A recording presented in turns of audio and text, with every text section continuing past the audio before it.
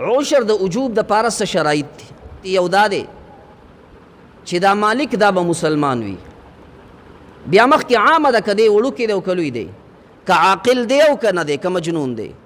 په هر صورت کې چې یو انسان د ځمکې مالک دی او مسلمان دی، بیا مخکې که ماشوم دی او که لوی دی، او که روغ دی او که لیونی دی، په هر صورت کې د ده په دې ځمکه کې چې کم پیداوار وشو په هغې کې د الله پاک دغه حق چې هغې ته عشر ویل کېږي دا واجبېږي. دویم نمبر شرط والا دا دی چې دا ځمکه کومه ده دا به عشري ځمکه وي، خراجي ځمکه به نه وي.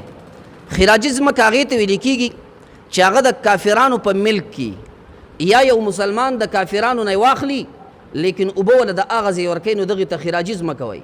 په هغې باندې بل یو حق دی هغې ته خراج ویل کېږي. او دا چې کوم د مسلمانانو دا خبره ده دې ته عشر وایي، نو چې دا ځمکه عشري یعنې د مسلمانانو په ملک او د دوی په وطن کې دا ځمکه وي. او دریم نمبر دا چې د هغې نه به پیداوار شوي، که پیداوار نه دی شوی نو بیا په دغې صورت کې چې کوم دی عشر هم واجب نه دی. او دا چې دا پیداوار به د هغې قبیلې نه وي چې عام کرلی کېږي.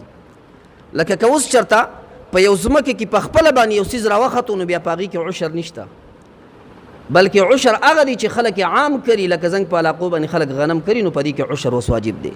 نو دا څلور شرطونه دي د عشر د وجوب دپاره چې په کوم ځای کې دا څلور شرطونه راله هلته عشر چې کوم دی دا به واجبېږي.